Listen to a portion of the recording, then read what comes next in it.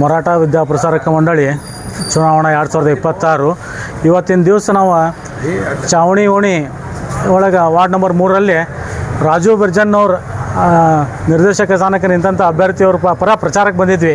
ಇವತ್ತು ರಾಜು ಬಿರ್ಜನ್ನವ್ರು ಸರ್ ಹೋದ್ಕೊಳ್ಳೆ ಚಾವಣಿ ಓಣ್ಯಾಗ ನೋಡಿದ್ವಿ ನಾವು.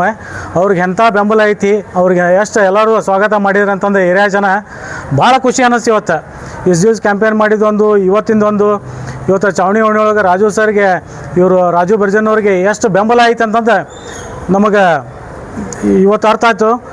ಯಾಕಂತಂದ್ರೆ ಎಷ್ಟು ಖುಷಿ ಅನ್ಸಾಯ್ತೈತೆ ಅಂತಂದರೆ ವಿಜಯೋತ್ಸವ ಆಚರಿಸೋದಕ್ಕಿಂತ ಮುಂಚೆ ಇನ್ನೊಂದು ವಿಜಯೋತ್ಸವ ನಮಗೆ ಇವತ್ತು ಸಿಕ್ಕಂಗೆ ಆಗೈತಿ.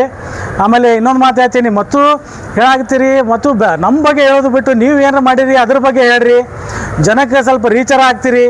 ಯಾಕಂತಂದರೆ ಇಲ್ಲಿ ಅಭಿವೃದ್ಧಿ ಮಾಡಿದ್ದ ಎಮ್ ಎನ್ ಮೌರ್ಯ ಅವರು ಯಾವ ರೀತಿ ಅಭಿವೃದ್ಧಿ ಮಾಡ್ಯಾರ ಅಂತಂದರೆ ಸಮಾಜದ ಗೇಟ್ ತೆಗೆದು ಒಳಗೆ ಮತದಾರರು ಏನು ಹೋಗ್ತಾರಲ್ಲ ಅವತ್ತಲ್ಲಿ ನೋಡಿರಿ. ಆ ನೋಡಿದ ಮೇಲೆ ಓಟ್ ಯಾರಿಗೆ ಹಾಕ್ಬೇಕಂತ ಡಿಸೈಡ್ ಮಾಡಿರಿ. ಬೇರೆ ಏನು ನೋಡಂಗಿಲ್ಲ ನಾವು. ಗೇಟ್ ತೆಗೆದು ಒಳಗೆ ಹೋದ ತಕ್ಷಣ ಅಭಿವೃದ್ಧಿ ನಿಮ್ಮ ಕಣ್ಣಿಗೆ ಕಂಡ್ರೆ ಮಾತ್ರ ಸೂರ್ಯನ ಗುರುತಾದ ಎಮ್ ಎನ್ ಮೌರ್ಯ ಅವರ ಗುರುತಾದ ಸೂರ್ಯನಿಗೆ ಮತ ನೀಡ್ರಿ. ಇಲ್ಲ ಅಂತಂದ್ರೆ ಸುಮ್ಮನೆ ಈ ಸುಳ್ಳೊಂದು ಅವ್ರಿಗೆ ಹಾಕಬೇಡ್ರಿ ಇವ್ರಿಗೆ ಹಾಕಬೇಡ್ರಿ ಅನ್ಕೊಂತ ಅಡ್ಡೋದು ಬಿಟ್ಟು ನಾವೇನು ಮಾಡೀವಿ ಅದನ್ನು ಹೇಳಬೇಕು ಜನಗಳಿಗೆ. ಬೇರೆ ಏನು ಅರ್ಥ ಮಾಡೋದಿಲ್ಲ. ಇನ್ನೊಬ್ಬರ ಬಗ್ಗೆ ಕೆಟ್ಟ ಹೇಳ್ಕೊತ ಹೋದ್ರೆ ಅಪಪ್ರಚಾರ ಮಾಡ್ಕೊತ ಹೋದರೆ ಅದು ಸರಿ ಅನಿಸೋದಿಲ್ಲ. ನೀವೇನು ಮಾಡಿದ್ದು ನೀವು ಹೇಳ್ರಿ. ಇಲ್ಲಿ ಎಮ್ ಎನ್ ಮೌರ್ಯ ಅವರು ಮಾಡಿದ್ದನ್ನ ಅವ್ರು ಪ್ರಣಾಳಿಕೆ ಒಳಗೆ ಪ್ರಿಂಟ್ ಮಾಡ್ಯಾರ, ಏನು ಹೇಳ್ಯಾರ ಅದನ್ನ ಮಾಡ್ಯಾರ. ಈಗ ಮುಂದೆ ಏನು ಹೇಳಾಕತ್ತಾರ ಅದನ್ನು ಮಾಡೇ ತೀರ್ತಾರೆ.